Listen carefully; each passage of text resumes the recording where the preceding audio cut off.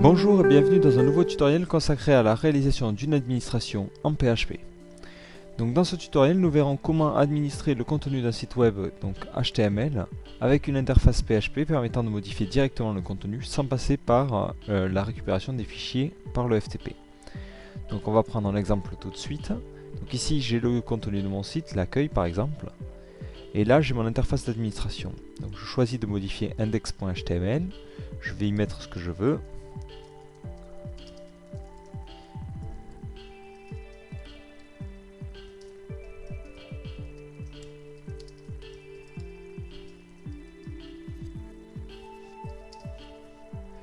J'envoie, et lorsque je retourne sur mon site, je vois que ça s'est modifié automatiquement, sans que je sois passé par la modification des fichiers.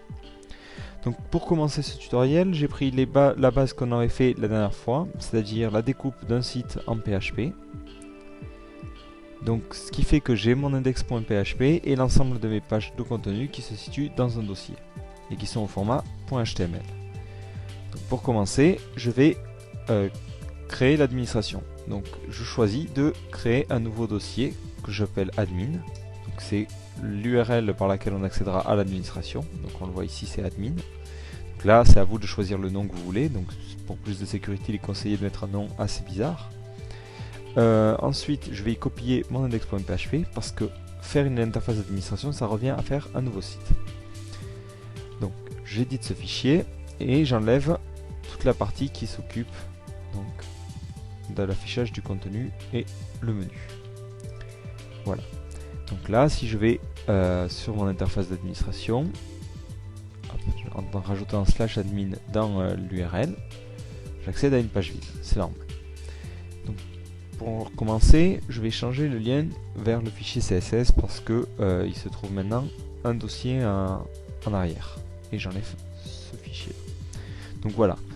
Donc là, nous avons notre page qui est prête à accueillir l'interface d'administration. Donc comment ça va fonctionner? On va commencer par un exemple simple en éditant un seul fichier HTML. Pour créer cette interface d'administration, il faut créer un formulaire. Donc form, méthode égale. Alors on fait passer les variables post parce que c'est des variables qui vont être assez grosses, donc on les fait passer par post. Et action, on va mettre le même fichier que le fichier qu'on est en train d'ouvrir. Donc ici ce sera index.php. Voilà. Et je ferme tout de suite le formulaire. Donc le formulaire aura deux champs. Un text area qui permettra de taper le contenu. Donc on va mettre text area. Voilà, lui donner un nom. Par exemple ici on va mettre contenu. Et on ferme le text area. Et un autre champ qui permettra d'envoyer notre formulaire. Input type égale submit. Et on le ferme tout de suite. Donc on va le fermer et on va lui mettre par exemple value pour afficher le texte qui est remarqué sur le bouton. Donc ici ce sera envoyé par exemple, ou sauvegarder. Donc voilà. Donc on va juste améliorer un peu le texte area en lui donnant, donc là si vous pouvez le faire par le CSS, sinon on le fait directement, une largeur width de 100% pour qu'il prenne toute la largeur et une hauteur de 200 pixels par exemple, pour que ça soit relativement plus pratique pour l'édition. Voilà. Et le bouton envoyer, hop, il va se retrouver automatiquement à la ligne. Voilà. Donc maintenant, on aimerait bien que ce texte area soit rempli par défaut par la valeur du fichier que l'on veut modifier. Donc ici, pour commencer, je vais modifier le fichier index.html.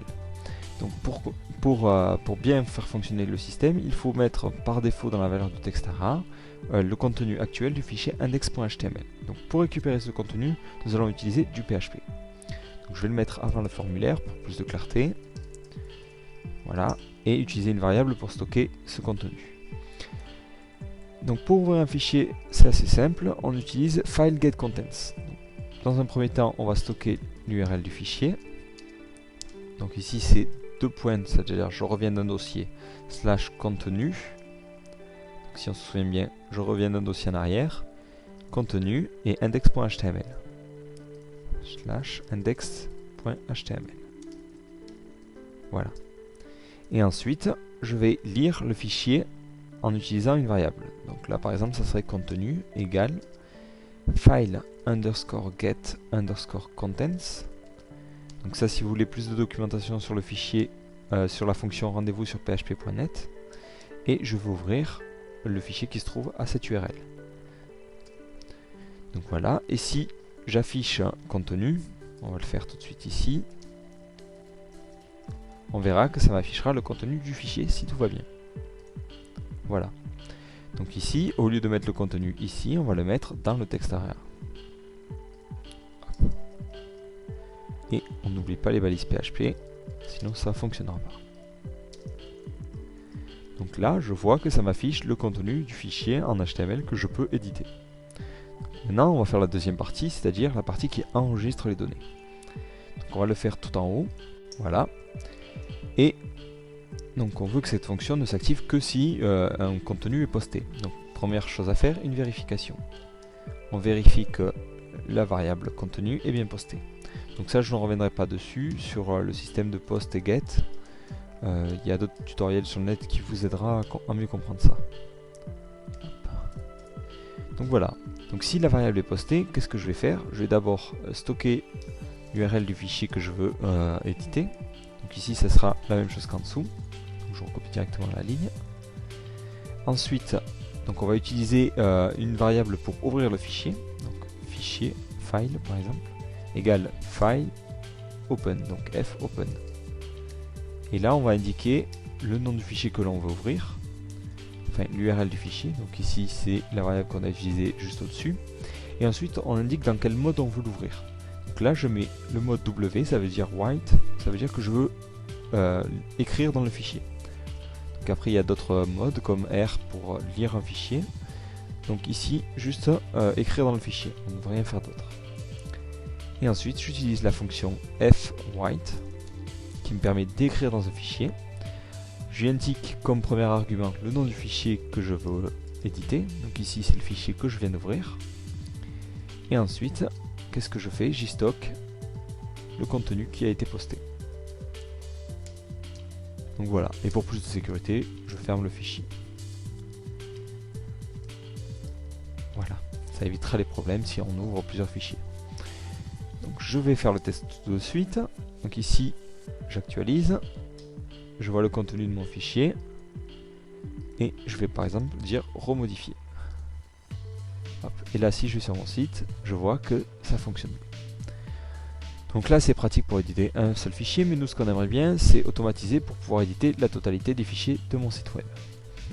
Donc pour cela, on va afficher avant la partie formulaire un petit index, c'est-à-dire une liste des pages à éditer. Donc là, on va faire ça en PHP. Donc comment ça va fonctionner? On va lister la totalité des pages HTML qui se trouvent dans ce dossier. Donc pour cela, on va encore utiliser la lecture de fichiers. Première chose à faire, on ouvre le dossier. Opendir /contenu. Donc ça veut dire ça sert à ouvrir le dossier. Et cette ouverture, je vais la stocker dans une variable. Voilà, dir comme directory. Et ensuite, je vais parcourir ce dossier. Donc while $file, donc ça c'est pour stocker le nom du fichier, égale read dir, c'est-à-dire je lis le répertoire et je passe en argument le répertoire que je veux lire. Donc là c'est peut-être un peu compliqué, donc vous recopiez ça si vous ne comprenez pas. Sinon vous pouvez vous rendre sur php.net pour plus d'informations.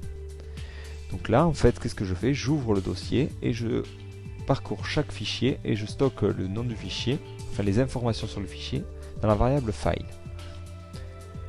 Donc je vais juste pour commencer afficher file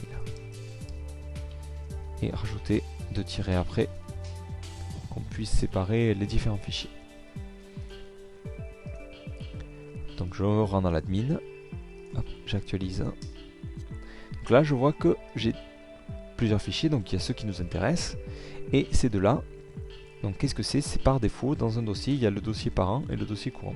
Donc point et 2 points. Donc maintenant on ne veut pas lister ces deux dossiers.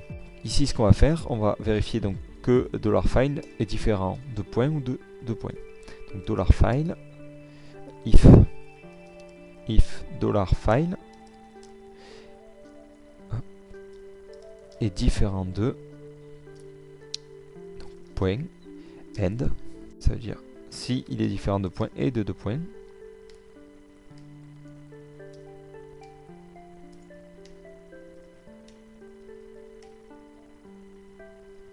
Alors j'affiche le fichier. Donc là j'essaie tout de suite. Donc je vois que ça fonctionne bien. Donc juste au passage, là si on avait plusieurs vérifications à faire, ça peut être long. Donc on peut utiliser une autre fonction. Donc c'est inArray, donc est différent de in_array.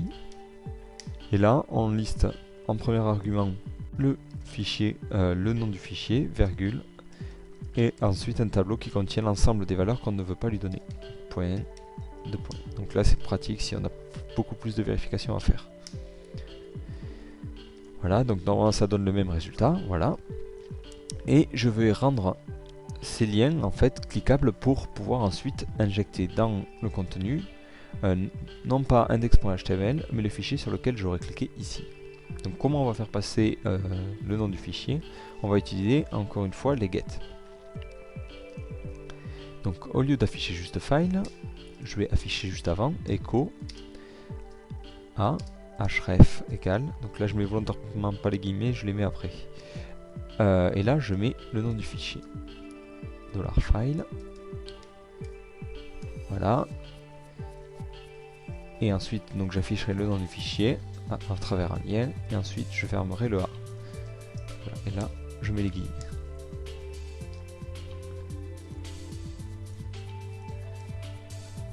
Ici c'est file que je veux récupérer. Voilà.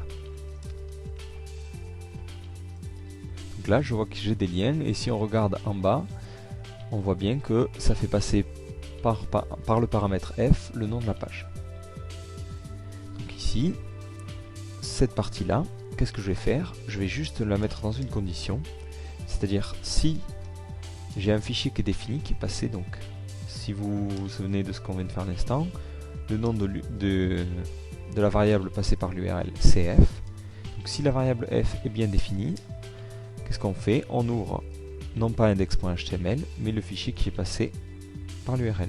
Donc ici c'est $get f. Voilà, et à la fin je ferme ici la condition et je ferme le point PHP. Donc là, si j'actualise, une erreur à la page 43, à la ligne 43. Voilà. Là je vois donc que j'ai la liste des fichiers à éditer, je clique sur un et je vois que ça me permet de l'éditer. Donc on va mettre en pause. Qu'est-ce qu'on vient de faire? Ici on commence, on ouvre un dossier. On liste l'ensemble des fichiers dans le dossier et on met à l'ensemble des noms une URL. Dans l'URL on fait passer une variable qui permet de stocker le nom du fichier à éditer. Ici par exemple si je clique sur apropos.html, en haut ça me met index.php, point d'interrogation, f égale apropos.html. Donc ce f permet de savoir quel fichier je veux éditer. Et c'est ici, dans la deuxième partie, qu'on affiche le formulaire. Si on a un f qui est défini, on demande d'ouvrir le fichier par rapport à celui qu'on vient de faire passer dans l'URL. Et ensuite, on affiche le formulaire. Donc, on a quasiment fini. Il reste une chose à faire, c'est qu'ici, quand on envoie le formulaire, en haut, il va vouloir toujours éditer index.html. Donc, ici, il faut lui dire de ne pas éditer ce fichier-là, mais d'en éditer un autre. D'éditer celui qu'on a fait passer par l'URL. Le problème, c'est que lors de la soumission du formulaire qui est en poste, on va perdre le nom de la variable. C'est-à-dire qu'ici, il ne se souviendra plus que c'est portfolio.html que j'étais en train d'éditer. Donc, ce que je vais faire, je vais créer un champ input type égale hidden, ça veut dire un champ qui va être invisible qui me permettra de stocker, donc name, on va l'appeler file, qui me permettra de stocker le nom du fichier.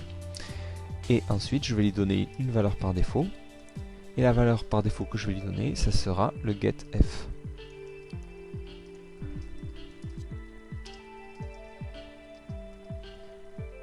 Hop, echo.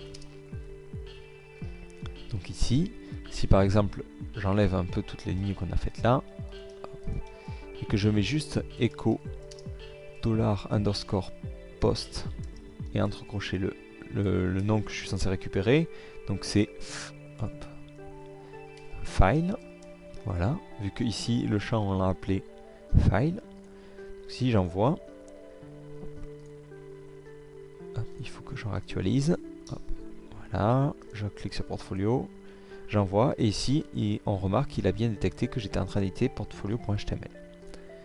Donc voilà, ici il y a juste à rajouter dans fichier, à la fin de l'URL, le post file. Comme ça permettra de faire passer dans le formulaire le nom du fichier qu'on était en train d'éditer. Le input CPython est assez pratique pour ce genre de système.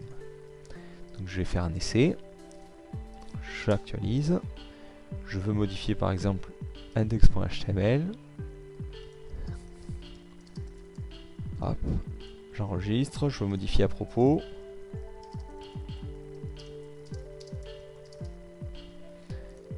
voilà.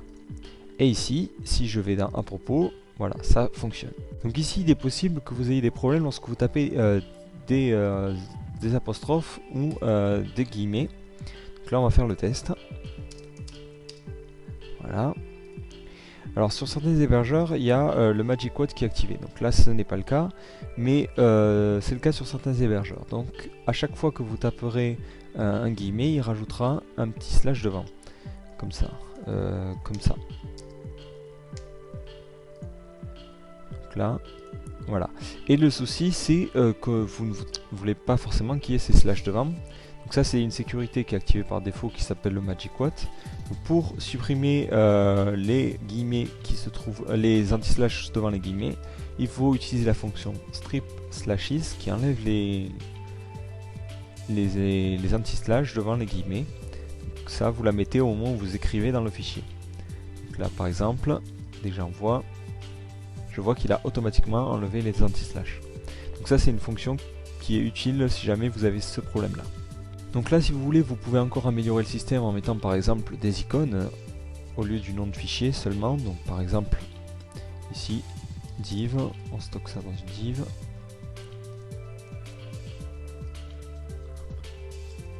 Div, voilà. Et on va y mettre une petite image sympa. img src égale revient image slash page.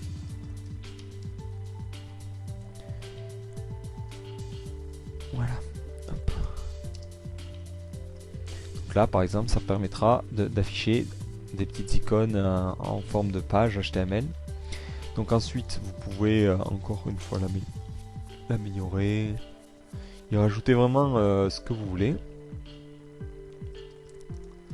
Donc là, on va juste passer ça en float left pour que ça soit tous aligné. Voilà. Et rajouter des marges.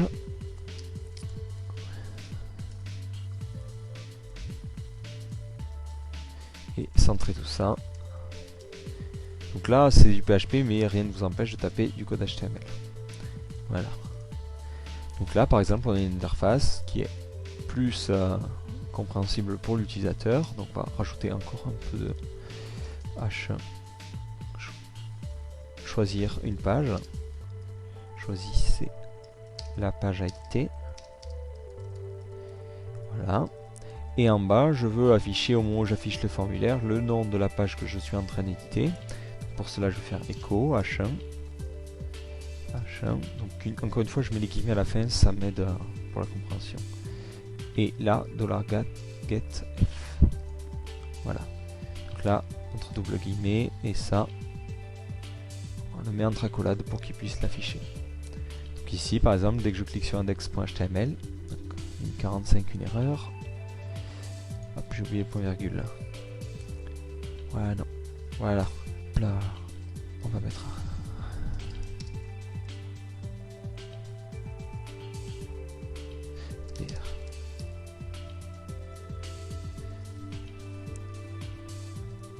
donc voilà, par exemple, donc là je vois qu'on me propose la liste des fichiers à éditer, je clique sur un et en bas ça me l'affiche.